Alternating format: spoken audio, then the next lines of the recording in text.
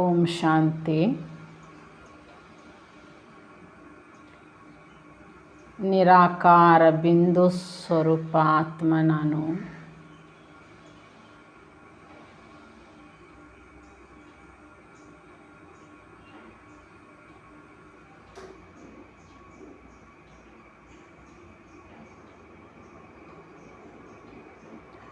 ಅನಾದಿ ಆದಿ ಪವಿತ್ರವಾದ ಆತ್ಮ ನಾನು.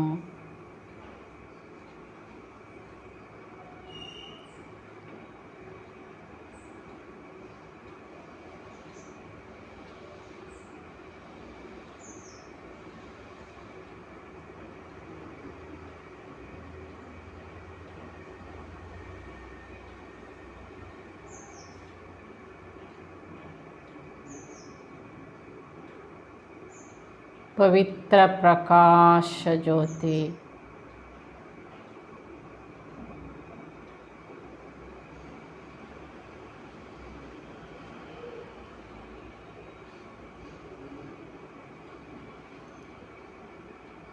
ಶಾಂತ ಸ್ವರೂಪ.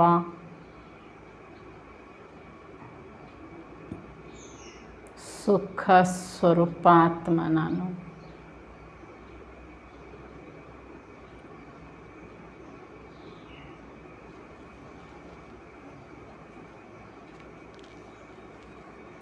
ಓಂ ಶಾಂತಿ. ಈ ದಿನ ಅವ್ಯಕ್ತ ಮಹಾವಾಕ್ಯದಲ್ಲಿ ಬಾಬಾ ತಿಳಿಸ್ತಿದ್ದಾರೆ, सर्विसेबल, सेंसिबल और एसेंसफुल की निशानियाँ. ನಾವು ಸರ್ವಿಸೇಬಲ್, ಸೆನ್ಸಿಬಲ್ ಅಂದರೆ ಬುದ್ಧಿವಂತರು, ಹಾಗೂ ಎಸೆನ್ಸ್ಫುಲ್ ಅಂದರೆ ಸಂಪೂರ್ಣ ರಹಸ್ಯಯುಕ್ತರಾಗಿ ಇರುವಂತಹ ಮಕ್ಕಳ ಲಕ್ಷಣ ಏನಾಗಿದೆ. ಮುರಳಿ ದಿನಾಂಕ 4/8/72. अपने को ಸರ್ವಿಸೇಬಲ್, ಸೆನ್ಸಿಬಲ್ और ಎಸೆನ್ಸ್ಫುಲ್ ಸಮಜ್ತೆ ಹೋ. ನಾವು ನಮ್ಮನ್ನು ಮೊದಲು ಸೇವಾಧಾರಿ, ಸೆನ್ಸಿಬಲ್ ಬುದ್ಧಿಶಾಲಿಗಳು, ನಾವು ಜ್ಞಾನಯುಕ್ತವಾದ ಬುದ್ಧಿಶಾಲಿಗಳು. ಎಸೆನ್ಸ್ಫುಲ್ ಅಂದರೆ ಸಂಪೂರ್ಣ ಬಾಬಾ ಸೃಷ್ಟಿ ಆದಿ ಮಧ್ಯ ಅಂತ್ಯದ ಜ್ಞಾನ ಏನು ಕೊಟ್ಟಿದ್ದಾರೆ, ಪರಿಪೂರ್ಣ ರಹಸ್ಯವನ್ನು ಅರಿತವರು. ಹೀಗೆ ನಿಮ್ಮನ್ನು ಭಾವಿಸಿದ್ದೀರಾ ಅಂತ ಬಾಬಾ ಕೇಳ್ತಾರೆ. तीनों ही गुण बाप समान अपने में अनुभव करते हो, क्योंकि वर्तमान समय का जो अपने सामने सिंबल रखा है उसी प्रमाण समानता में समीप पाते जाते हो ना. सिंबल कौन सा रखा है? ಬಾಬಾ ನಮಗೆ 3 ಸ್ವರೂಪದಲ್ಲಿ ಇರುವ ಅನುಭವ ಮಾಡ್ತಿದ್ದೀರಾ ಅಂತ ಕೇಳ್ತಾರೆ. ಯಾಕೆಂದರೆ ವರ್ತಮಾನ ಸಮಯದಲ್ಲಿ ಬಾಬಾನ ಮುಂದೆ ಸಿಂಬಾಲ್ ಇಟ್ಟಿದ್ದಾರೆ. ಅದರ ಅನುಸಾರವಾಗಿ ತಂದೆ ಸಮಾನತೆಯನ್ನು ಪಡಿಬೇಕಾಗಿದೆ. ಆ ಸಿಂಬಾಲ್ ಯಾವುದು? ಬಾಪ ಕಾ, ವಿಷ್ಣು ಕಾ ಸಿಂಬಾಲ್ ತೋ ಹೈ ಭವಿಷ್ಯ ಕಾ, ಲೇಕಿನ್ ಸಂಗಮ್ ಕಾ ಸಿಂಬಾಲ್ ತೋ ಬಾಪ್ ಹಿ ಹೈನ. ಈಗ ನಮ್ಮ ಸಮ್ಮುಖದಲ್ಲಿ ಬಾಬಾ ಇದ್ದಾರೆ. ವಿಷ್ಣುವಿನ ಚಿತ್ರ ಇದೆ, ಅದು ಭವಿಷ್ಯದ್ದಾಯಿತು. ಆದರೆ ಸಂಗಮಯುಗದಲ್ಲಿ ಬಾಬಾ ಏನಿಟ್ಟಿದ್ದಾರೆ ಸಿಂಬಾಲ್, ನಮಗೆ ಬಾಬನ ಚಿತ್ರ ಇದೆ. तो सिंभाल तो सामने रखते हुए समानता लाते रहते हैं ना. ಅದಕ್ಕೆ ಬ್ರಹ್ಮ ಬಾಬನ ಚಿತ್ರ ಕೂಡ ಬಾಪ್ ದಾದಾ ಒಟ್ಟಿಗೆ ಇರ್ತಾರಲ್ಲ ಅಲ್ಲಿ. ಹೀಗೆ ಬಾಪ್ ದಾದನ ಚಿತ್ರ ನಮ್ಮ ಮುಂದೆ ಯಾಕೆ ಇಡಲಾಗಿದೆ ಅಂದರೆ ಅವ್ರ ಸಮಾನತೆಯನ್ನು ನಾವು ಪಡಿಬೇಕಾಗಿದೆ. इन तीनों ही गुणों में समानता अनुभव करते हो कि एक गुण की विशेषता अनुभव करते हो और दूसरे तीसरे के नहीं. ಹೀಗೆ ನಾವು ಬಾಪ್ ಸಮಾನ್ 3 ರೀತಿ, ಸರ್ವಿಸೇಬಲ್, ಸೆನ್ಸಿಬಲ್, ಎಸೆನ್ಸ್ಫುಲ್ 3 ರೀತಿ ಆಗಬೇಕು. ಒಂದಾದ್ವಿ, 2 ಇಲ್ಲ, ಹೀಗಿಲ್ಲ. तो तीनों ही गुण समय प्रमाण जिस परसेंटेज में होने चाहिए वह है. वर्तमान समय के अनुसार पुरुषार्थ की स्टेज के परसेंटेज जितनी होनी चाहिए इतनी हैं. ಹೀಗೆ ಬಾಬಾ ತಿಳಿಸ್ತಿದ್ದಾರೆ, ಪರ್ಸೆಂಟೇಜು ಅಲ್ಲ, ವರ್ತಮಾನ ಸಮಯದ ಅನುಸಾರವಾಗಿ 3 ಸ್ಟೇಜ್ ಮಕ್ಕಳಿಗೆ ಎಷ್ಟಿರಬೇಕು ಅಂತ ಬಾಬಾ ಹೇಳ್ತಾರೆ, ಅಷ್ಟೇ ಇರಬೇಕು. 75% तो पहुँचना चाहिए ना, जबकि समय ही दौड़ रहा है तो उस समय के प्रमाण 95% होना चाहिए. 95% ನಾವು ತಲುಪಲೇಬೇಕು ಸಮಯ ಅನುಸಾರವಾಗಿ. ಸಮಯ ಫಾಸ್ಟಾಗಿ ಹೋಗ್ತಾ ಇರಬೇಕಾದ್ರೆ ಅದರನುಸಾರವಾಗಿ ನಾವು 3 ಸ್ವರೂಪದಲ್ಲಿ ಸರ್ವಿಸೇಬಲ್, ಸೆನ್ಸಿಬಲ್ ಮತ್ತು ಎಸೆನ್ಸ್ಫುಲ್ ಮೂರರಲ್ಲಿ ಕೂಡ ನಾವು 75% ಅಂತೂ ತಲುಪಲೇಬೇಕಾಗಿದೆ. तो 100% तो नहीं कर सकते, कहे तो समय का प्रमाण दे देंगे, इसलिए 100% नहीं कर रहे. ಸಮಯಾನುಸಾರವಾಗಿ ರಿಸಲ್ಟು 100% ಹೇಳಬೇಕಾಗಿರೋದು ವಾಸ್ತವಿಕ. ಆದರೆ ನಾನು ನಿಮಗೆ 100% ಹೇಳ್ತಾ ಇಲ್ಲ, 75% ಆದರೂ ಸಮಯಾನುಸಾರವಾಗಿ ತಲುಪಬೇಕಾಗಿದೆ. 80% 75% कर रहे हैं, 50% छोड़ रहे. संगम के पुरुषार्थ के समय प्रमाण 4 ವರ್ಷ कितने % है. ಹೀಗೆ ಬಾಬಾ ಹೇಳ್ತಾ ಇದ್ದಾರೆ, ಸಂಗಮೇಗದ ಪುರುಷಾರ್ಥದ ಸಮಯ ಪ್ರಮಾಣ ಅಂದರೆ 4 ವರ್ಷದಲ್ಲಿ ಎಷ್ಟು % ತಲುಪೋದು ನೀವು. समय की % अनुसार 95 तो कोई बड़ी बात नहीं है. ಬಾಬಾ ಹೇಳ್ತಿದ್ದಾರೆ ಸಮಯದ ಅನುಸಾರವಾಗಿ ಹಾಗೆ ನೀವು 95% ಪುರುಷಾರ್ಥ ಮಾಡಬೇಕು, ತಲುಪಬೇಕಾಗಿರೋ ದೊಡ್ಡ ಸಂಗತಿ ಅಲ್ಲ. तो इतना लक्ष्य रखते हुए स्पीड को आगे बढ़ाते जा रहे हो कि अभी भी समझते हो समय पड़ा है. ಹೀಗೆ ಸಮಯದ ಅನುಸಾರವಾಗಿ ನಿಮ್ಮ ಗುರಿಯನ್ನು ತಲುಪಲಿಕ್ಕೆ ನೀವು ಸ್ಪೀಡ್ ಪುರುಷಾರ್ಥ ಮಾಡಬೇಕಾಗಿದೆ. ಆದರೆ ಬಾಬಾ ಹೇಳ್ತಾರೆ ಇನ್ನೂ 4 ವರ್ಷ ಟೈಮ್ ಇದೆ ಅಲ್ಲ ಅಂತ ಹೀಗೆ ನೀವು ಸಮಯ ನೋಡ್ತಾ ಇದ್ದೀರಾ. ये संकल्प तो नहीं आता है कि अभी अजून 4 वर्ष है, उसमें तक क्या करेंगे. अगर कभी भी पुरुषार्थ समाप्त कर दे, ಅದಕ್ಕೆ ಇನ್ನೂ 4 ವರ್ಷ ಇದೆ ಅಲ್ಲ ಅಂತ್ಯ ಆಗಲಿಕ್ಕೆ ಸೃಷ್ಟಿ ಅಂತ ನೀವು 4 ವರ್ಷ ಸಮಯ ನೋಡ್ತಾ ಇದ್ದೀರೋ, ಅದರ ಪೂರ್ವದಲ್ಲಿ ಪುರುಷಾರ್ಥ ಮಾಡಿ ಗುರಿ ತಲುಪಬೇಕಂತಿದೆಯೋ. ये संकल्प तो नहीं आता है, कोई कमी रही हुई है तब तो ड्रामा में 4 वर्ष रहे हुए हैं, तो फिर जब कमी को भरने के लिए 4 वर्ष है तो कमी भी भरनी चाहिए ना. ಏಕೆಂದರೆ ಬಾಬಾ ಹೇಳ್ತಿದ್ದಾರೆ ನಮ್ಮೊಳಗೆ ಯಾವ್ಯಾವ ದುರ್ಬಲತೆಗಳಿರುವ ಕಾರಣದಿಂದ 4 ವರ್ಷ ಸಮಯ ನಿಮಗೆ ಕೊಡಲಾಗ್ತಾ ಇದೆ. ಈ 4 ವರ್ಷದಲ್ಲಿ ನಿಮ್ಮ ದುರ್ಬಲತೆಗಳನ್ನು ತುಂಬಿಸ್ಕೋಬೇಕಾಗಿದೆ. 4 ವರ್ಷದಲ್ಲಿ ದುರ್ಬಲತೆಗಳನ್ನು ತುಂಬಿಸ್ಕೊಳ್ಳಿಕ್ಕೇ ಸಮಯ ಹೋದರೆ ಇನ್ನು ಶ್ರೇಷ್ಠ ಭಾಗ್ಯ ತುಂಬಿಸ್ಕೊಳ್ಳೋದು ಯಾವಾಗ. ಅಗರ್ ಕಮಿ रह भी जाते हैं तो कितनी रहनी चाहिए. ऐसे नहीं 50-50 रहें. ಇನ್ನು ದುರ್ಬಲತೆಗಳು ಇನ್ನೂ ಬಾಕಿ ಇದ್ದಾವೆ ಅಂದರೆ ಇನ್ನೂ 50% ಇದೆ, 50% ತುಂಬಿಸ್ಕೊಂಡಿದ್ದೇವೆ ಅಂತ ಹೇಳ್ತೀರಾ. अगर 50% तो संपन्न रहना है फिर तो स्पीड बहुत तेज चाहिए. ಸರಿ 50% ಆದರೂ ನೀವು ತಲುಪಬೇಕಂತಾದರೆ ನಿಮ್ಮ ಪುರುಷಾರ್ಥ ಸ್ಪೀಡ್ ಎಷ್ಟು ಇರಬೇಕು. तो इतनी तेज स्पीड जो कर सकता है वह 75 तक ना पहुँचे या तो हो नहीं सकता. ಈಗ ಸಮಯ ಕಮ್ಮಿ ಇದೆ, ನಾವು ಫಾಸ್ಟಾಗಿ ಹೋಗಬೇಕು, ಪುರುಷಾರ್ಥ ಮಾಡ್ತಾ ಗುರಿ ತಲುಪಬೇಕು ಅಂತ ಸಮಯ ಪ್ರಜ್ಞೆ ಇರೋರು 95% ಬಾಬಾ ಹೇಳ್ತಾ ಇದ್ದಾರೆ ಅವರಿಗೆ ಖಂಡಿತ ತಲುಪಲಿಕ್ಕೆ ಸಾಧ್ಯ ಆಗುತ್ತೆ. तो अब लक्ष्य क्या रखना है. अगर समय प्रमाण ड्रामा अनुसार कुछ कमी रह भी जाती है तो 5% अलाव है, ज़्यादा नहीं. ಹೀಗೆ ಸಮಯ ಅನುಸಾರವಾಗಿ ಬಾಬಾ ಗುರಿ ಕೊಟ್ಟಿದ್ದಾರೆ. ಸಮಯ ಅನುಸಾರವಾಗಿ ನೀವು ತೀವ್ರ ಪುರುಷಾರ್ಥ ಮಾಡ್ತಾ ದುರ್ಬಲತೆಗಳನ್ನು ತುಂಬಿಸ್ಕೊಳ್ಳಿ. 95% ನೀವು ತುಂಬಿಸ್ಕೊಂಡ್ಬಿಡ್ಬೇಕು. ಇನ್ನು 5%ಗಿಂತ ಹೆಚ್ಚು ನಿಮಗೆ ಆಸ್ಪದ ಅಲಾವ್ ಇಲ್ಲ ಅಂತಾರೆ ಬಾಬಾ. अगर इसमें ज़्यादा है तो समझना चाहिए ಫೈನಲ್ ಸ್ಟೇಜ್ से दूर है.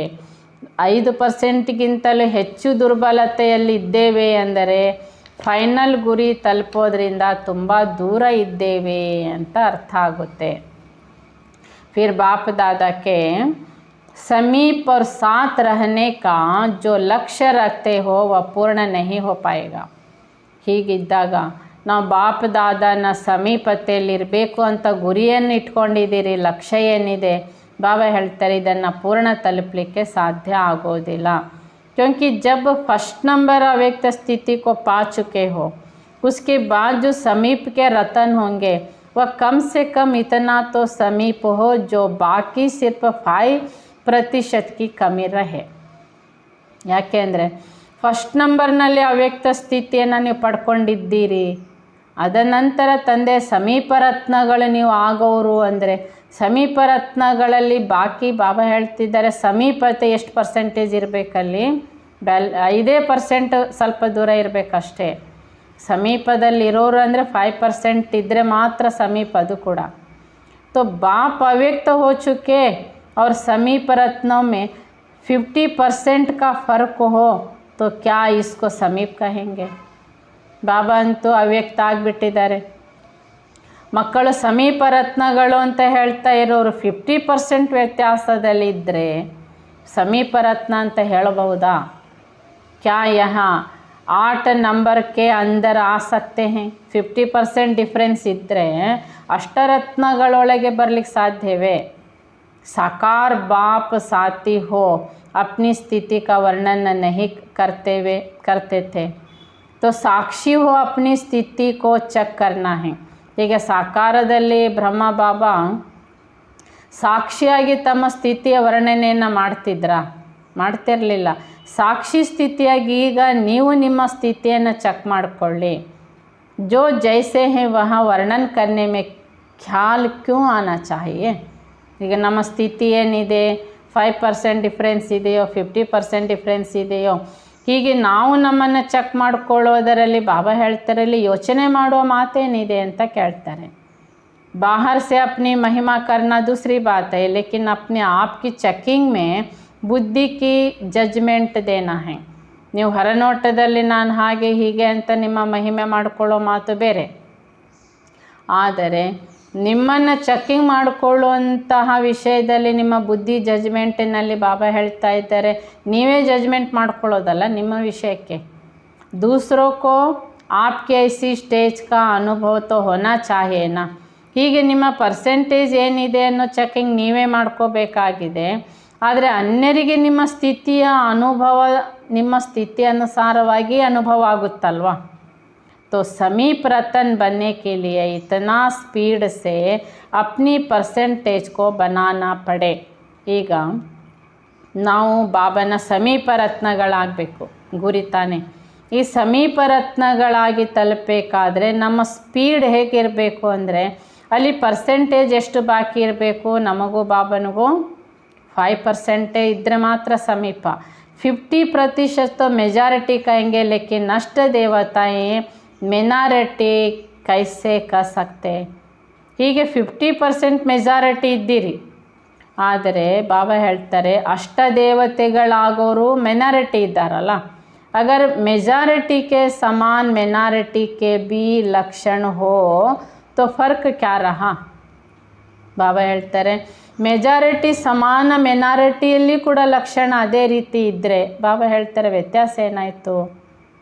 तो तीनों ही बातें जो सुनाई वह अपने आप में देखो. ಈಗ ಬಾಬಾ 3 ಮಾತುಗಳು ನಮಗೇನು ಹೇಳ್ತಿದ್ದಾರಲ್ಲ, ಸರ್ವಿಸೇಬಲ್, ಸೆನ್ಸಿಬಲ್ ಮತ್ತು ಎಸೆನ್ಸ್ಫುಲ್. ಈ 3 ಮಾತುಗಳಲ್ಲಿ ನಾವು ಹೇಗಿದ್ದೇವೆ ಎಂಬುದನ್ನು ಚೆಕ್ ಮಾಡ್ಕೋಬೇಕು. सर्विसेबल का रूप क्या होता है? इसको सामने रखते हुए अपने आप को चेक करो. First point serviceable. Brahma Baba ಹೇಗೆ ಸರ್ವಿಸೇಬಲ್ ಆಗಿದ್ದರು, ಹೇಗಿದ್ದರು ಸರ್ವಿಸ್ನಲ್ಲಿ, ಆ ರೀತಿ ನಾನು ಸಮಾನತೆಯನ್ನು ಪಡ್ಕೊಂಡಿದ್ದೇನಾ ಅಂತ ಚೆಕ್ ಮಾಡಿಕೊಳ್ಳಿ. ವರ್ತಮಾನ ಸ್ಥಿತಿ ಕೆ ಪ್ರಮಾಣ, ವರ್ತಮಾನ ಆ್ಯಕ್ಟಿವಿಟಿ ಕೆ ಪ್ರಮಾಣ अपने को सर्विसेबल कर सकते हो. ವರ್ತಮಾನ ಸಮಯದ ಅನುಸಾರವಾಗಿ, ವರ್ತಮಾನ ಪರಿಸ್ಥಿತಿ ಆ್ಯಕ್ಟಿವಿಟಿ ಅನುಸಾರವಾಗಿ ನಾನು ಸಂಪೂರ್ಣ ಸೇವಾಧಾರಿ ಆಗಿದ್ದೇನಾ, ಸರ್ವಿಸೇಬಲ್ ಇದ್ದೇನಾ? सर्विसेबल का हर संकल्प, हर बोल, हर कर्म सर्विस करने योग्य होगा. सर्विसेबल अंद्रे ಅವರ ಪ್ರತಿಯೊಂದು ಸಂಕಲ್ಪ, ಪ್ರತಿ ಮಾತು, ಪ್ರತಿ ಕರ್ಮ ಸೇವೆಗೆ ಯೋಗ್ಯವಾಗಿರುತ್ತದೆ. इसका संकल्प भी ಆಟೋಮೆಟಿಕಲಿ ಸರ್ವಿಸ್ ಕರೆಗ. ಹೀಗೆ ಸೇವಾಧಾರಿ ಸರ್ವಿಸೇಬಲ್ ಅಂತಂದರೆ ಅವರ ಪ್ರತಿಯೊಂದು ಸಂಕಲ್ಪ ಆಟೋಮೆಟಿಕಲಿ ಸೇವೆಗೋಸ್ಕರವೇ ಅವರ ಸಂಕಲ್ಪಗಳು ನಡೀತಿರ್ತವೆ. क्योंकि उनका संकल्प सदा विश्व कल्याण के प्रति होता है, अर्थात विश्व कल्याणकारी संकल्प ही उत्पन्न होता है. ಅವರ ಪ್ರತಿಯೊಂದು ಸಂಕಲ್ಪ ವಿಶ್ವ ಕಲ್ಯಾಣದ ಪ್ರತಿಯಾಗೇ ಇರ್ತದೆ. ಅರ್ಥಾತ್ ವಿಶ್ವ ಕಲ್ಯಾಣಕಾರಿಯ ಸಂಕಲ್ಪಗಳು, ಏನು ಯಾವ ರೀತಿ ಸೇವೆ ಮಾಡಬೇಕು, ಎಲ್ಲಿಗೆ ಹೋಗಿ ಏನು ಮಾಡಬೇಕು, ಈ ಸಂಕಲ್ಪಗಳು ಅವರಿಗೆ ಯಾವಾಗಲೂ ಬರ್ತದೆ. ವ್ಯರ್ಥ ನೈ ಹೋಗ ಸಮಯ ಭಿ ಹರ್ ಸೆಕೆಂಡ್ ಮನಸ ವಾಚಾ ಕರ್ಮಣ ಸರ್ವಿಸ್ ಮೇ ಹಿ ವ್ಯತೀತ್ ಕರೆಂಗೆ. ಹೀಗೆ ಸೇವಾಧಾರಿಗಳು ಸರ್ವಿಸೇಬಲ್ ಅಂದರೆ ಅವರ ಮನಸ್ಸು ಎಂದು ವ್ಯರ್ಥ ಸಂಕಲ್ಪ ಮಾಡೋದಿಲ್ಲ. ಅದೇ ರೀತಿ ಸಮಯ ಪ್ರತಿ ಸೆಕೆಂಡು ಮನಸ ವಾಚಾ ಕರ್ಮಣ ಸೇವೆಯಲ್ಲಿಯೇ ವ್ಯತೀತ ಮಾಡ್ತಾ ಇರ್ತಾರವರು. तो उसको कहा जाता है ಸರ್ವಿಸೇಬಲ್. ಹೀಗೆ ಒಂದು ನಿಮಿಷನವ್ರ ಸಮಯ ವೇಸ್ಟ್ ಮಾಡಲ್ಲ, ಇವರಿಗೆ ಹೇಳಲಾಗುತ್ತೆ ಸರ್ವಿಸೇಬಲ್. जैसे जिसको जो स्थूल धंधा व व्यापार होता है तो ऑटोमेटिकली उनके संकल्प और कर्म भी उसी प्रमाण चलते हैं ना. ಹೇಗೆ ನೋಡಿ, ಸ್ಥೂಲ ವ್ಯಾಪಾರಸ್ಥರಂದರೆ ಅವ್ರ ಬುದ್ಧಿ ವ್ಯಾಪಾರದ ಪ್ರತಿಯಾಗೆ ನಡೀತಿರ್ತದೆ. ಇದು ಮಾಡಿದರೆ ಲಾಭ ಏನಾಗುತ್ತೆ, ಮತ್ತೊಂದು ಮಾಡಿದರೆ ಎಷ್ಟು ಲಾಭ ಆಗುತ್ತೆ, ಮತ್ತೊಂದು ಮಾಡಿದರೆ ಇನ್ನೆಷ್ಟು ಲಾಭ ಆಗುತ್ತೆ, ಈ ಯೋಚನೆಗಳೇ ನಡೀತಿರ್ತದಲ್ಲ ವ್ಯಾಪಾರಸ್ಥರಿಗೆ. ಆಟೋಮೆಟಿಕಲಿ ಅವರು ವ್ಯಾಪಾರಸ್ಥರು ಅಂದರೆ ಅವ್ರ ಬುದ್ಧಿ ಮನಸ್ಸು ವ್ಯಾಪಾರದ ಲಾಭ ನಷ್ಟದ ಬಗ್ಗೆನೇ ಯೋಚಿಸ್ತಾ ಇರುತ್ತೆ. ಅಲ್ಲಿ ಇಂಥದ್ದೇ ಮಾಡಬೇಕು ಯೋಚನೆಗಳಂತ ಅವ್ರಿಗೆ ಯಾರು ಹೇಳಲ್ಲ. ಅವರು ಉದ್ಯೋಗಾನುಸಾರವಾಗಿ ಸಂಕಲ್ಪ ನಡೀತಿರ್ತವೆ. ಹೀಗೆ ಬಾಬಾ ಹೇಳ್ತಾರೆ, ಅಚ್ಚ ಸರ್ವಿಸೇಬಲ್ಗೆ ಲಕ್ಷಣ ಕ್ಯಾ ಹೋಂಗೆ. ಅದೇ ರೀತಿ ಬಾಬನ ಮಕ್ಕಳು ಸೇವಾಧಾರಿಗಳು ಸರ್ವಿಸೇಬಲ್ ಅಂದ್ರೇ ಅವರ ಲಕ್ಷಣ ಏನಾಗಿರ್ತದೆ. ಇತನೇ ಲಕ್ಷಣ ಸುನಾಯಲ್ಲಿ ಕೂತಂತಹ ಬಾಬನ ಮಕ್ಕಳು ತುಂಬ ಜನ ಲಕ್ಷಣಗಳನ್ನು ಹೇಳಿದರು. ಇಷ್ಟೆಲ್ಲ ಲಕ್ಷಣಗಳಿವೆ. ಜೋ ಅಭಿ ಹಿ ಲಕ್ಷ್ಯ ಮೇ ಸ್ಥಿತ ಹೋ ಸಕ್ತೆ ಹೋ. ಈ ಲಕ್ಷಣಗಳನುಸಾರವಾಗಿ ನಿಮ್ಮ ಗುರಿಯಲ್ಲಿ ಆ ಲಕ್ಷ್ಯದಲ್ಲಿ ನೀವು ಸ್ಥಿತರಾಗಿರ್ತೀರಾ.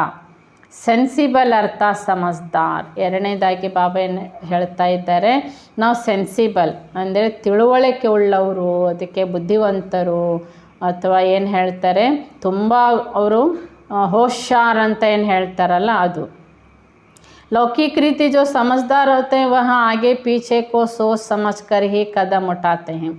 ಲೌಕಿಕ ರೂಪದಿಂದ ಯಾರು ಬುದ್ಧಿವಂತರು ಇರ್ತಾರೆ, ತಿಳುವಳಿಕೆ ಉಳ್ಳವರಾಗಿರ್ತಾರೆ, ಅವರು ಯಾವುದೇ ಒಂದು ಕೆಲಸವನ್ನು ಮಾಡಬೇಕಾದ್ರೆ ಅದರ ಲಾಭ ಏನು ನಷ್ಟ ಏನು ಅಂತ ಯೋಚನೆ ಮಾಡಿಯೇ ಮಾಡ್ತಾ ಇರ್ತಾರೆ. तो लेकिन यहाँ तो है बेहद की समझ.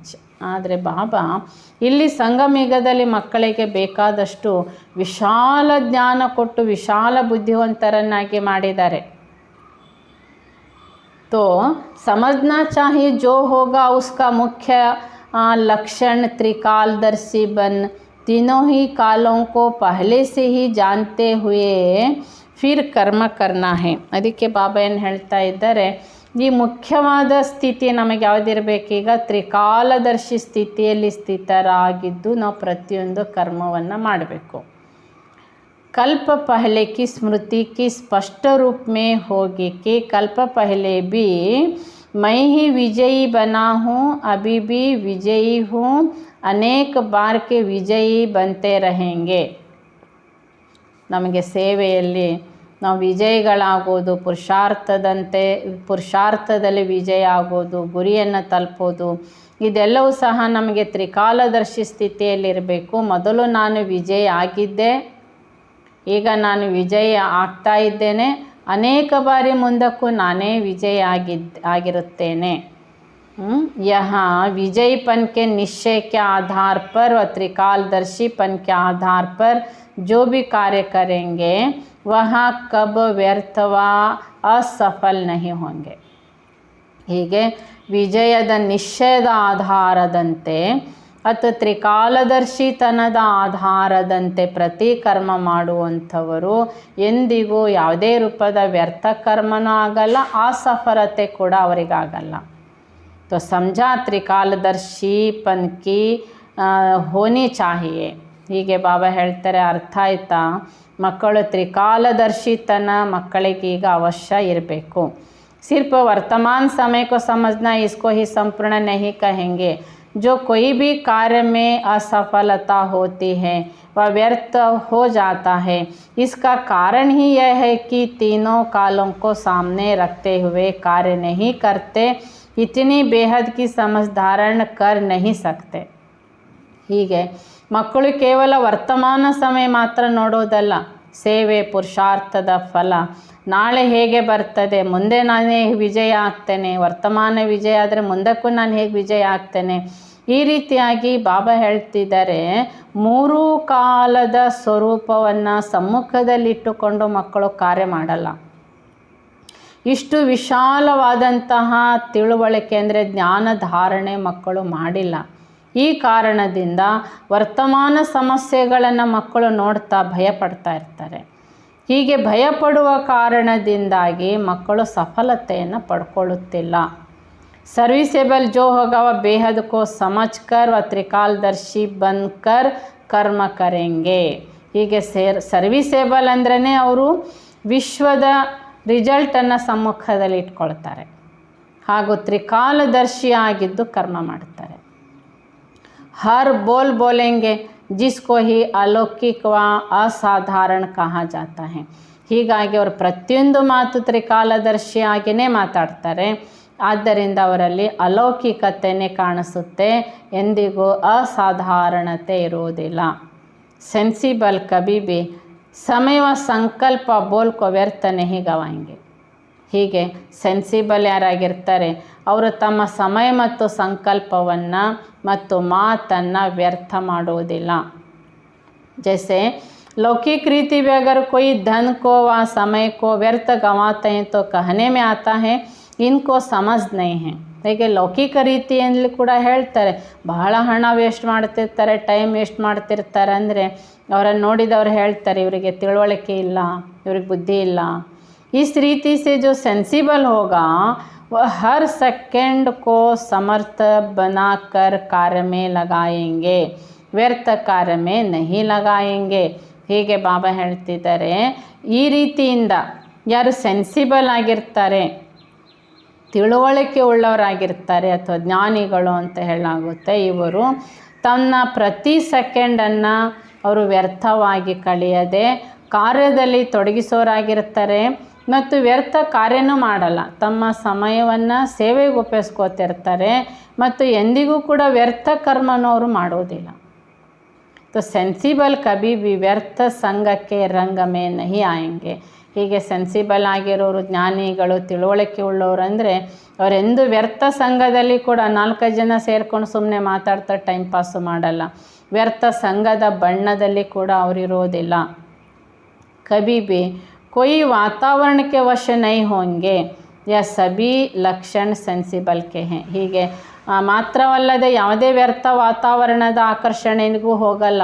ಅಲ್ಲಿ ಚೆನ್ನಾಗಿದೆ, ಇಲ್ಲಿ ಚೆನ್ನಾಗಿದೆ ಅಂತ ತಾನಿರೋ ಸ್ಥಾನವನ್ನೇ ಅವರು ತುಂಬ ಸುಂದರವಾಗಿ, ಆ ವಾತಾವರಣವನ್ನೇ ಸುಂದರವಾಗಿ ಮಾಡ್ಕೊಂಡು ಸಾಕ್ತಾರೆ. ಹೀಗೆ ಅನ್ಯ ಯಾವುದ್ಯಾವುದು ಚೆನ್ನಾಗಿತ್ತು ಅಂತ ಆ ಅನ್ಯ ವಾತಾವರಣಗಳ ಆಕರ್ಷಣೆಯಲ್ಲಿ ಕೂಡ ಅವರು ಇರಲ್ಲ. ಈ ರೀತಿ ಲಕ್ಷಣ ಹೊಂದಿದವರೇ ಸೆನ್ಸಿಬಲ್ ಆಗಿದ್ದಾರೆ. तीसरा है एसेंसफुल. इसके लक्षण क्या होते हैं? ಬಾಬಾ ಎಸೆನ್ಸ್ಫುಲ್ ಅಂದರೆ ಕೇಳ್ತಾರೆ, ಇದರ ಲಕ್ಷಣ ಏನಾಗಿರ್ತಾರೆ, ಇವರ ಲಕ್ಷಣ ಏನಿರ್ತದೆ. ಸಭಿನೇ ಠೀಕ್ ಸುನಾಯ ಕ್ಯೋಂಕಿ ಸಭಿ ಎಸೆನ್ಸ್ಫುಲ್ ಹೋ बैठे हैं. ಹೀಗೆ ಸಭೆಯಲ್ಲಿ ಕೂತ ಬಾಬಾನ ಮಕ್ಕಳು ಎಸೆನ್ಸ್ಫುಲ್ ಆಗಿರೋರು ಹೇಗಿರ್ತಾರೆ ಎಂಬ ಲಕ್ಷಣ ಹೇಳಿದರು.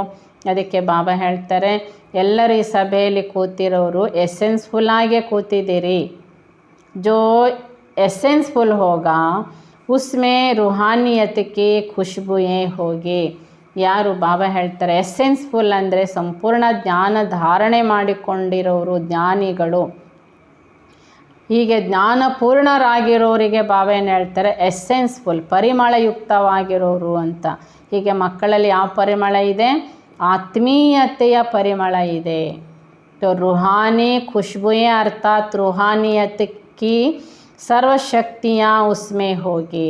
ಹೀಗೆ ಆತ್ಮಿಕ ಸುಗಂಧ ಅಂದ್ರೇ ಅರ್ಥ, ಆತ್ಮೀಯತೆ ಅಂದ್ರೇ ಸರ್ವಶಕ್ತಿಗಳು ಅವರೊಳಗೆ ಇರುತ್ತವೆ. जिन सर्वशक्तियों के आधार से सहज ही अपने तरफ किसी को आकर्षित कर सकेंगे. ಹೀಗೆ ಸರ್ವಶಕ್ತಿಗಳ ಆಧಾರದಿಂದಲೇ ಸಹಜವಾಗಿ ಮಕ್ಕಳು ತಮ್ಮ ಬಳಿಗೆ ಆಕರ್ಷಣೆ ಮಾಡಿಕೊಳ್ಳುತ್ತಾರೆ. जैसे स्थूल खुशबुएँ एसेंस दूर से ही किसी को अपने तरफ आकर्षित करता है ना. ನೋಡಿ, ಯಾರೋ ಸೆಂಟ್ ಹಾಕಿದ್ದಾರೆ ಅಥವಾ ಎಲ್ಲೋ ಒಂದು ಒಳ್ಳೆಯ ಸುಗಂಧ ಭರಿತ ಅಗರಬತ್ತಿ ಹಚ್ಚಿಟ್ಟಿದ್ದಾರೆ. ಆ ಸುಗಂಧ ತನ್ನ ಬಳಿಗೆ ಆಕರ್ಷಣೆ ಮಾಡ್ತದೆ ತಾನೆ. ನಾ ಚಾನೆ ವಾಲೆ ಕೋ ಭಿ ಆಕರ್ಷಿತ್ ಕರ್ ದೇತಾ ಹೈ. ಸುಗಂಧ ಇಷ್ಟ ಇಲ್ಲ ಅಂತ ಹೇಳೋರು ಕೂಡ ಆ ಸುಗಂಧದ ಸ್ಥಳಕ್ಕೆ ಬಂದಾಗ ಆ ಸುಗಂಧ ಆಕರ್ಷಣೆ ಮಾಡುತ್ತೆ, ಎಲ್ಲೋ ಪರಿಮಳ ಬರ್ತದೆ ಅಂತ ಆಟೋಮೆಟಿಕಲಿ ಆ ಪರಿಮಳದ ಬಳಿಗೆ ಸಂಕಲ್ಪ ಹೋಗ್ತದೆ. तो इसी प्रकार कैसी भी आत्माएं एसेंसफुल के सामने आवे तो भी उस रूहानियत के ऊपर आकर्षित हो ही जाएगी. ಹೀಗೆ ಬಾಬಾ ಹೇಳ್ತಾರೆ, ಯಾವುದೇ ಪ್ರಕಾರದ ಆತ್ಮ ಆಗಿರ್ಬೋದು, ಯಾರು ಆತ್ಮೀಯತೆಯ ಪರಿಮಳಯುಕ್ತವಾದ ಆತ್ಮಗಳಿರ್ತಾರೆ ಅವರ ಆತ್ಮೀಯತೆಯ ಪರಿಮಳಕ್ಕೆ ಆಕರ್ಷಿತರು ಖಂಡಿತ ಆಗ್ತಾರೆ. जिसमें रूहानियत है उनकी विशेषता यह है. ಹೀಗೆ ಆತ್ಮೀಯತೆಯಲ್ಲಿ ಯಾರಿದ್ದಾರೆ ಅವರ ವಿಶೇಷತೆ ಇದಾಗಿದೆ. दूर रहते हुए आत्माओं को भी अपने रूहानियत से आकर्षित कर सकते हैं. ಅವರು ದೂರ ದೂರ ಇರ್ತಾರೆ ಆದರೂ ಕೂಡ ತಮ್ಮ ಆತ್ಮೀಯತೆಯಿಂದ ಅನೇಕ ಆತ್ಮಗಳನ್ನು ಆಕರ್ಷಣೆ ಮಾಡುತ್ತಾರೆ. जैसे आप मनसा शक्ति के आधार से प्रकृति का ಪರಿವರ್ತನ ಕಲ್ಯಾಣ ಕರ್ತೆ ಹೋನ. ಹೇಗೆ ಬಾಬಾ ಹೇಳ್ತಾ ಇದ್ದಾರೆ ನೋಡಿ, ಮನಸಾಶಕ್ತಿಯ ಆಧಾರದಿಂದ ಪ್ರಕೃತಿಯನ್ನು ಪರಿವರ್ತನೆ ಅಥವಾ ಕಲ್ಯಾಣ ಮಾಡ್ತೀರಿ ತಾನೆ. आकाश अथवा वायुमंडल आदि को समीप जाकर तो नहीं बोलेंगे, लेकिन मनसा शक्ति से जैसे प्रकृति को तमो प्रधान से सतो प्रधान बनाते हो, ಹೇಗೆ ಪಂಚತತ್ವ ವಾಯುಮಂಡಲ ನೀವು ಅದರ ಹತ್ತಿರಕ್ಕೆ ಹೋಗಿ ಏನು ಪರಿವರ್ತನೆ ಮಾಡಲ್ಲ, ನಿಮ್ಮ ಮನಸಾಶಕ್ತಿಯಿಂದ ಪ್ರಕೃತಿಯನ್ನು ತಮೋ ಪ್ರಧಾನದಿಂದ ಸತೋ ಪ್ರಧಾನ ಮಾಡ್ತಿರ್ತಾನೆ. ಎಲ್ಲೋ ಪ್ರಾಕೃತಿಕ ವಿಕೋಪ ಆಗಿದೆ ಅಂದಾಗ ಎಲ್ಲ ಬಾಬನ ಮಕ್ಕಳು ಪ್ರಕೃತಿಗೆ ಯೋಗದಾನ ಮಾಡ್ತೀರಿ. वैसे अन्य विश्व की आत्माएं जो आप लोगों के आगे नहीं आ सकेगी तो उनको दूर रहते हुए आप रूहानियत की शक्ति से बाप का परिचय व बाप का जो मुख्य संदेश है वह मनसा द्वारा भी उनकी बुद्धि में टच कर सकते हो. ಅದೇ ರೀತಿಯಾಗಿ ಬಾಬಾ ಹೇಳ್ತಾರೆ, ವಿಶ್ವದ ಎಲ್ಲ ಆತ್ಮಗಳು ನಮ್ಮ ಮುಂದೆ ಬರುತ್ತಾರೆ ಅಥವಾ ನಾವು ಅವ್ರ ಮುಂದೆ ಹೋಗಬೇಕು ಸ್ಥೂಲದಲ್ಲಿ ಅಂದರೆ ಸಾಧ್ಯ ಇಲ್ಲ. ದೂರದಲ್ಲಿದ್ದರನ್ನು ಕೂಡ ನಿಮ್ಮ ಆತ್ಮೀಯತೆಯ ಶಕ್ತಿಯಿಂದ ಅಥವಾ ಮನಸಾಶಕ್ತಿಯಿಂದ ತಂದೆಯ ಪರಿಚಯ ಆಗಿರ್ಬೋದು ಅಥವಾ ಬಾಬನ ಸಂದೇಶ ಆಗಿರ್ಬೋದು, ನಿಮ್ಮ ಮನಸಾಶಕ್ತಿಯ ಮೂಲಕ ಅವರ ಬುದ್ಧಿಗೆ ಟಚ್ ಮಾಡಿಸಬಹುದು ಅಂತ ಹೇಳ್ತಾರೆ. ನಮ್ಮ ಮನಸಾಶಕ್ತಿಯ ಮೂಲಕ ಅವರಿಗೆ ಟಚ್ ಮಾಡಿಸಬಹುದು. ವಿಶ್ವ ಕಲ್ಯಾಣಕಾರಿ ಹೋ तो क्या इतने सारी विश्व की आत्माओं को सामने संदेश दे सकेंगे क्या. ಬಾಬಾ ಹೇಳ್ತಾರೆ, ಬಾಬಾ ನಮಗೆ ವರದಾನ ಕೊಡ್ತಿದ್ದಾರೆ, ವಿಶ್ವ ಕಲ್ಯಾಣಕಾರಿಗಳು. ಹಾಗಾದರೆ ವಿಶ್ವದ ಸರ್ವ ಆತ್ಮಗಳ ಸಮ್ಮುಖದಲ್ಲಿ ಮನಸ್ಸಾದ ಮೂಲಕ ಈ ಸಂದೇಶವನ್ನು ಕೊಡಲಿಕ್ಕೆ ಸಾಧ್ಯ ಇಲ್ವೇ. सभी को वाणी द्वारा संदेश नहीं दे सकेंगे. वाणी के साथ साथ मनसा सर्विस भी दिन प्रतिदिन बढ़ते हुए अनुभव करेंगे. ಎಲ್ಲರಿಗೂ ವಾಣಿ ಮೂಲಕ ಸಂದೇಶ ಕೊಡಲಿಕ್ಕೆ ಸಾಧ್ಯ ಇಲ್ಲ. ವಾಣಿಯ ಜೊತೆಗೆ ಮನಸಾ ಸರ್ವಿಸನ್ನು ದಿನ ಪ್ರತಿದಿನ ಅಭಿವೃದ್ಧಿ ಮಾಡುವ ಅನುಭವಿಗಳಾಗಿರಿ. जैसे बाप भक्तों की भावना को सूक्ष्म रूप से पूर्ण करते हैं तो क्या वाणी द्वारा सामने जाए करते हैं क्या. ಬಾಬಾ ಹೇಳ್ತಿದ್ದಾರೆ ನೋಡಿ, ಶಿವಬಾಬನು ಕೂಡ ತನ್ನ ಭಕ್ತರ ಭಾವನೆಗಳನ್ನು ಸೂಕ್ಷ್ಮ ರೂಪದಿಂದಲೇ ಪೂರ್ಣ ಮಾಡ್ತಾರೆ ತಾನೆ. ಹಾಗೆಯೇ ವಾಣಿ ಮೂಲಕ ಬಾಬಾ ಹೇಳ್ತಾ ಇದ್ದಾರೆ, ನೀವು ದೂರದಲ್ಲಿರುವಂತಹ ಆತ್ಮಗಳಿಗೂ ಸಹ ಬಾಬಾ ಹೇಳ್ತಾರೆ, ನೀವು ಸಂಕಲ್ಪದಿಂದ ಅವರ ಸೇವೆ ಮಾಡಲಿಕ್ಕಾಗೋದಿಲ್ವಾ. तो सूक्ष्म मशीनरी है ना, वैसे ही आप शक्तियों का व पांडवों का प्रैक्टिकल में भक्तात्माओं को व ज्ञानी आत्माओं को दोनों बाप का परिचय व संदेश देने का कार्य अर्थात सूक्ष्म मशीनरी तेज होने वाली है. ಹೀಗೆ ಬಾಬಾ ಹೇಳ್ತಾ ಇದ್ದಾರೆ ನೋಡಿ, ಈಗ ನೀವು ಆತ್ಮಗಳ ಬಳಿಗೆ ಸೂಕ್ಷ್ಮ ನೀವು ಮಿಷನರಿ ಆಗಿದ್ದೀರಿ. ಹೇಗೆ ನೋಡಿ, ಬಾಬಾ ಹೇಳ್ತಾರೆ, ನೀವು ಶಕ್ತಿಯರಾಗಿರ್ಬೋದು, ಪಾಂಡವರಾಗಿರ್ಬೋದು, ಅಂದರೆ ಮಾತೆಯರಿರ್ಬೋದು, ಅಣ್ಣಂದರಾಗಿರ್ಬೋದು, ಪ್ರಾಕ್ಟಿಕಲಿ ಭಕ್ತಾತ್ಮಗಳ ಬಳಿಗೆ ನೀವು ಜ್ಞಾನಿ ಆತ್ಮಗಳು ತಂದೆಯ ಪರಿಚಯವನ್ನು, ತಂದೆಯ ಸಂದೇಶವನ್ನು ಕೊಡುವ ಕಾರ್ಯ ಅರ್ಥಾತ್ ಸೂಕ್ಷ್ಮ ಮಷಿನರಿ ಇನ್ನು ಮುಂದಕ್ಕೆ ನಿಮ್ಮ ಈ ಸೇವೆ ಸ್ಪೀಡ್ ಆಗುತ್ತೆ ಅಂತ ಹೇಳ್ತಾರೆ. ಅಂತಿಮ ಸರ್ವಿಸ್ ಕಿ ರೂಪರೇಖಾ ಹೈ. ಕೊನೆಯ ಸೇವೆಯ ಒಂದು ವಿಧಾನ ಅಥವಾ ಕೊನೆಯ ಸೇವೆಯ ಯುಕ್ತಿ, ಅದಕ್ಕೆ ಬಾಬಾ ಮಷಿನ್ ಅಂತ ಹೇಳ್ತಾರೆ. ಯಾವುದು? ಮನಸಾ ಸೇವೆ. तो जैसे खुशबुएं चाहे नज़दीक वाले को चाहे दूर वालों को खुशबुएं देने का कर्तव्य करते हैं, ऐसे ना सिर्फ सम्मुख आने वाले तरफ लेकिन दूर बैठे हुए आत्माओं तक भी आपकी यह रूहानियत की शक्ति सेवा करेगी. ಹೇಗೆ ನೋಡಿ, ಸುಗಂಧ ಅಥವಾ ಪರಿಮಳ ಹತ್ತಿರದಲ್ಲಿ ಬಂದವರಿಗೆ ಮಾತ್ರ ಪರಿಮಳ ಬರ್ತದ? ದೂರದಲ್ಲಿರೋ ವ್ಯಕ್ತಿಗೂ ಕೂಡ ಪರಿಮಳ ಹೋಗ್ತದಲ್ಲ ಸಭೆಯಲ್ಲಿ. ಅದೇ ರೀತಿಯಾಗಿ ಬಾಬಾ ಹೇಳ್ತಿದ್ದಾರೆ, ನೀವು ಆತ್ಮಗಳ ಆತ್ಮೀಯತೆಯ ಸುಗಂಧ ತಲುಪಿಸುವಂಥ ಕರ್ತವ್ಯ ಹತ್ತಿರದಲ್ಲಿ ಮುಂದೆ ಬಂದವರಿಗೆ ಮಾತ್ರ ಅಲ್ಲ, ವಿಶ್ವದ ಮೂಲೆ ಮೂಲೆಯಲ್ಲಿ ಅಷ್ಟೇ ದೂರದಲ್ಲಿರೋ ಆತ್ಮಕ್ಕೂ ಕೂಡ ನಿಮ್ಮ ಆತ್ಮೀಯತೆಯ ಶಕ್ತಿ ತಲುಪಿಸುವ ಸೇವೆ ನೀವು ಮಾಡಬೇಕು. ತभी ಪ್ರಾಕ್ಟಿಕಲ್ ರೂಪ में ವಿಶ್ವ ಕಲ್ಯಾಣಕಾರಿ ಗಾಯ ಜಾಯೆಂಗೆ.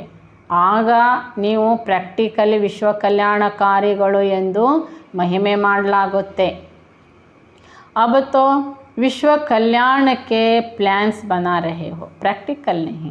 ಆದರೆ ಈಗ ನಾವೇನು ಮಾಡ್ತಾ ಇದ್ದೇವೆ, ಅನೇಕ ಪ್ರಕಾರದ ಸೇವೆಯ ಪ್ಲ್ಯಾನ್ಗಳು, ವಿಶ್ವ ಕಲ್ಯಾಣದ ಪ್ಲ್ಯಾನ್ಗಳು ಮಾಡ್ತಾ ಇದ್ದೀರಿ, ಆದರೆ ಪ್ರಾಕ್ಟಿಕಲ್ನಲ್ಲಿ ಇಲ್ಲ.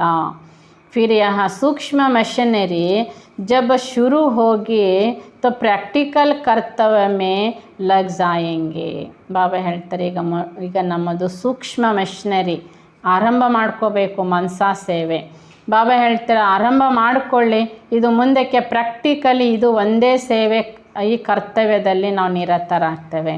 अनुभव करेंगे कि कैसे आत्माएं बाप के परिचय रूपी अंजलि लेने के लिए तड़प रही है.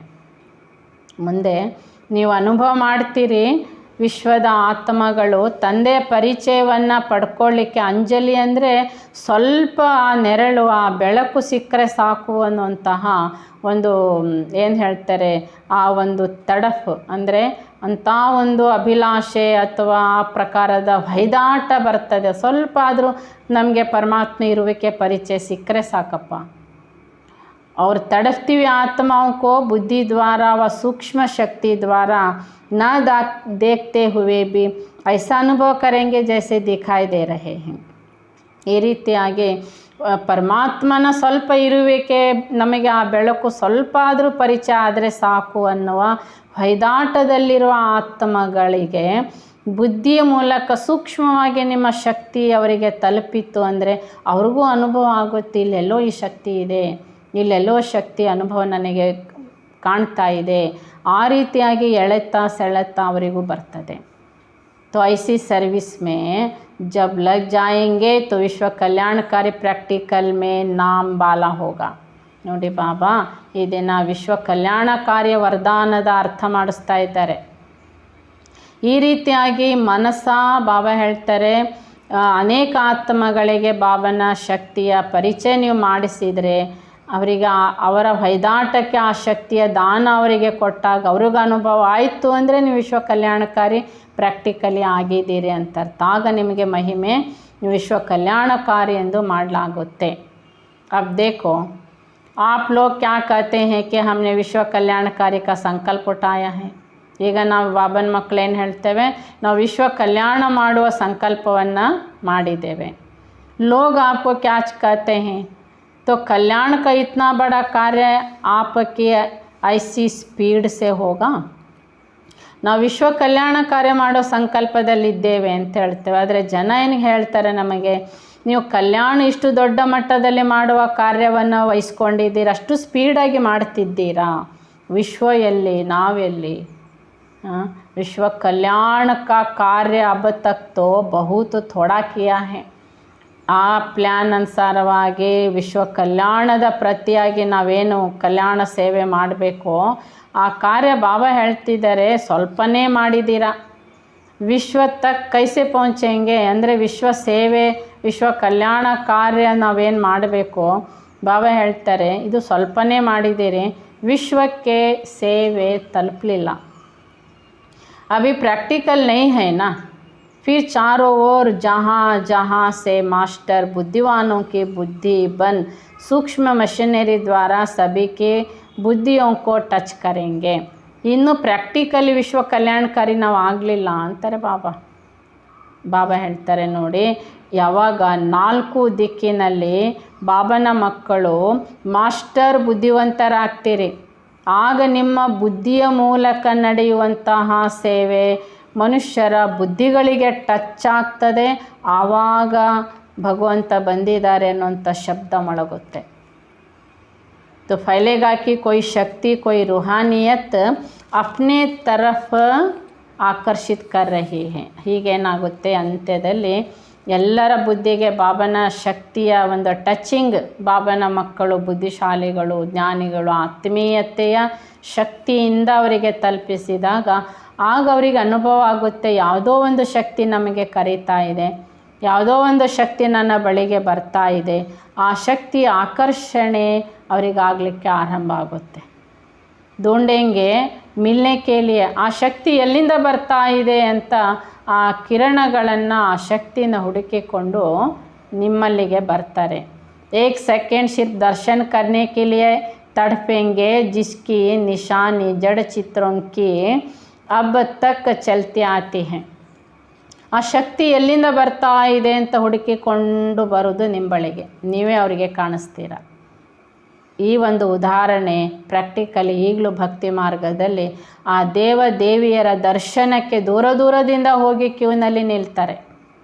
ಇದರ ಅರ್ಥ, ಈಗ ಸಂಗಮಿಗದ ಸೃಷ್ಟಿ ಅಂತಿಮ ಸಮಯದಲ್ಲಿ ನೀವು ಏನು ಆತ್ಮೀಯತೆ ಶಕ್ತಿಯನ್ನು ದಾನ ಕೊಡ್ತೀರಿ, ಆ ಆತ್ಮಗಳ ಹೊಯ್ದಾಟಕ್ಕೆ ನಿಮ್ಮ ಶಕ್ತಿಯ ಅನುಭವ ಮಾಡಿಸ್ತೀರಿ.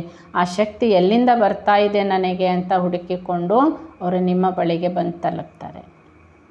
जब कोई ऐसा उत्सव होता है जड़ मूर्तियों का तो कितने भीड़ लग जाती हैं. ನಿಮಗೆಲ್ಲ ಗೊತ್ತಿದೆ, ನಿಮ್ಮ ಊರುಗಳಲ್ಲಿ ನಿಮ್ಮ ಊರಿನ ಜಾತ್ರೆ ಅಥವಾ ನಿಮ್ಮ ಊರಿನಲ್ಲಿ ಉತ್ಸವ ಅಂತ ಏನು ನಡೀತದೆ, ಆ ದಿನ ನೋಡಿ ಆ ಒಂದು ಮೂರ್ತಿಯ ದರ್ಶನಕ್ಕೆ, ಆ ಒಂದು ಜಾತ್ರೆಗೆ ಎಷ್ಟು ಜನ ಸೇರ್ತಾರೆ. ಕಿತನೆ ಭಕ್ತ ಉಸ್ ದಿನ ಉಸ್ ಘಡಿ ದರ್ಶನ್ ಕೆ ಲಿಯೆ ತಡಪ್ತೆ ಹೈ. ಆ ದಿನ ಎಷ್ಟು ಲಕ್ಷಾಂತರ ಸಾವಿರಾರು ಭಕ್ತರು ಆ ಒಂದು ಉತ್ಸವದ ದರ್ಶನಕ್ಕೆ ಹೊಯ್ದಾಟದಿಂದ ಯಾವಾಗ ದರ್ಶನ ಆಗುತ್ತೆ ಅಂತ ಕಾಯ್ಕೊಂಡು ನಿಲ್ತಾರೆ. तो अनेक बार दर्शन करते भी उस दिन के महत्व को पूरा करने के लिए बेचारे कितने कठिन प्रयत्न करते हैं. ಹಾಗೆ ನೋಡಿದರೆ ಪ್ರತಿದಿನ ದೇವಿಯರ ದರ್ಶನ ಇರ್ತದೆ. ಉತ್ಸವದ ದಿನದ ದರ್ಶನಕ್ಕೆ ಮಹತ್ವತೆ ಅಪಾರ ಇಟ್ಟುಕೊಂಡಿರ್ತಾರೆ ಭಕ್ತರು. ಆ ದಿನದ ದರ್ಶನಕ್ಕಾಗಿ ಎಷ್ಟು ಕಷ್ಟಪಟ್ಟು ಕಾಯ್ಕೊಂಡು ಪ್ರಯತ್ನ ಮಾಡ್ಕೊಂಡು ನಿಂತಿರ್ತಾರೆ. ಈ ನಿಶಾನಿ ಕಿಸ್ಕಿ ಹೈ, ಈ ಒಂದು ಬಾಬಾ ಹೇಳ್ತಾರೆ ಗುರಿ ಅಥವಾ ಈ ಪ್ರಕಾರದ ಈ ಲಕ್ಷಣ ಅಥವಾ ಈ ಪ್ರಕಾರದ ಬಾಬಾ ಹೇಳ್ತಿದ್ದಾರೆ ಕುರುಹು ಯಾಕೆ ಬಂತು, ಪ್ರಾಕ್ಟಿಕಲ್ ಹೋನೆ ಸೇ ಹಿ ತೋ ಯಹ ಯಾದಗಾರ್ ನಿಶಾನಿ ಹೈ. ಹೀಗೆ ಸಂಗಮಯುಗದಲ್ಲಿ ಸೃಷ್ಟಿಯ ಅಂತಿಮ ಸಮಯದಲ್ಲಿ ಬಾಬನ ಮಕ್ಕಳು ಆತ್ಮೀಯತೆ ಶಕ್ತಿಯಿಂದ ಜ್ಞಾನಯುಕ್ತವಾಗಿ ಆ ಮಕ್ಕಳಿಗೆ ವಿಶ್ವದ ಮೂಲೆ ಆತ್ಮಗಳಿಗೆ ಆ ಶಕ್ತಿಯ ದಾನ ಕೊಟ್ಟು ಬಾಬನ ಸಂದೇಶ ತಲುಪಿಸುವಂಥ ಸೇವೆ ಮಾಡಿರ್ತಾರೆ, ಮಾಡಿರ್ತಾರೆ. ಆದ್ದರಿಂದ ಆ ಶಕ್ತಿ ಹುಡುಕಿಕೊಂಡು ಅವರ ಬಳಿಗೆ ಬಂದು ತಲುಪಿದ ಸಂಕೇತವೇ ನಮ್ಮ ಊರುಗಳಲ್ಲಿ ಈಗಲೂ ಕೂಡ ಆ ಒಂದು ದಿನ ಉತ್ಸವಕ್ಕೆ ಸಾಕಷ್ಟು ಜನ ಸೇರ್ತಾರೆ. ಆ ದಿನವೇ ಆ ದೇವರ ದರ್ಶನದ ಮಹತ್ವತೆ ಅಪಾರ ಇಡಲಾಗಿದೆ. ಪ್ರತಿದಿನ ಇರ್ತದೆ, ಆದರೆ ಆ ದಿನಕ್ಕೆ ವಿಶೇಷತೆ ಯಾಕೆ ಬಂತು ಅಂದರೆ ಅಂತಿಮ ಸಮಯದಲ್ಲಿ ಮಕ್ಕಳು ಮಾಡಿದ ಸೇವೆಯ ಸಾಂಕೇತಿಕವಾಗಿದೆ. ಅದಕ್ಕೆ ಬಾಬಾ ಹೇಳ್ತಾರೆ, ಹೀಗೆ ನಾವೆಲ್ಲ ಬಾಬನ ಮಕ್ಕಳು ಪ್ರಾಕ್ಟಿಕಲಿ ನಾವು ಸರ್ವಿಸೇಬಲ್ ಆಗಬೇಕು, ಸೆನ್ಸಿಬಲ್ ಆಗಬೇಕು, ಎಸೆನ್ಸ್ಫುಲ್ ಆಗಬೇಕಾಗಿದೆ. ಈ 3 ಸಮಾನತೆಯನ್ನು ಹೊಂದುವಂತಹ ಸೇವಾಧಾರಿ ನಾವು ಆತ್ಮ ಆಗಬೇಕಾಗಿದೆ. ಅಚ್ಚಾ, ಓಂ ಶಾಂತಿ, ಓಂ ಶಾಂತಿ. ಹೀಗೆ ಬಾಬಾ ಈ ದಿನ ನಮಗೆ ನಾವು ಬಾಪ್ ಸಮಾನ ಸ್ಥಿತಿಯನ್ನು ಹೊಂದಬೇಕಾಗಿದೆ. ಅದಕ್ಕೆ 3 ಪ್ರಕಾರದ ಸಮಾನತೆ ಬೇಕು. ಸರ್ವಿಸೇಬಲ್ ಆಗಬೇಕು, ಸೆನ್ಸಿಬಲ್ ಆಗಬೇಕು, ಎಸೆನ್ಸ್ಫುಲ್ ಆಗಬೇಕು. ಏಕೆಂದರೆ ಬಾಬಾ ಇದನ್ನು ಸುಲಭವಾಗಿ ನಮಗೆ ಅರ್ಥ ಮಾಡಿಸಿದ್ದಾರೆ. ಈ 3 ರೂಪದ ಏಕತೆಯ ಲಕ್ಷಣ ವಿಶ್ವ ಕಲ್ಯಾಣಕಾರಿಗಳು.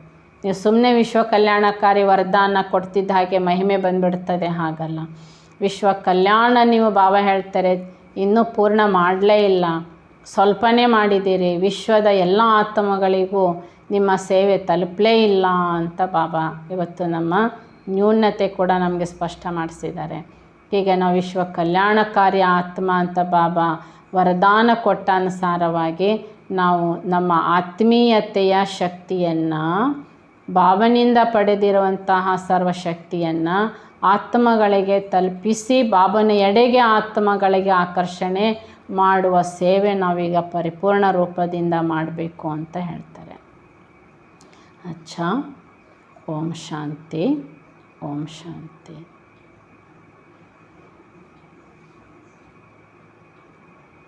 ನಾನಾತ್ಮ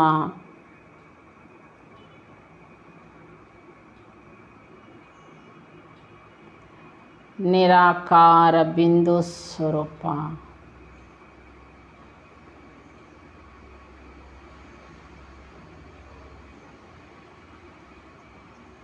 ನಾನು ವಿಶ್ವ ಕಲ್ಯಾಣಕಾರಿ ಆತ್ಮ ಆಗಿದ್ದೇನೆ.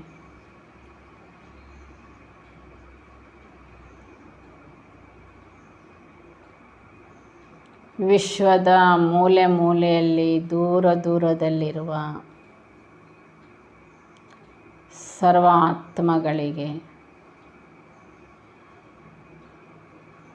ಬಾಬನ ಶಕ್ತಿ ಸಂದೇಶವನ್ನು ತಲುಪಿಸುವ ವಿಶ್ವ ಕಲ್ಯಾಣಕಾರಿ ಆತ್ಮ ನಾನು.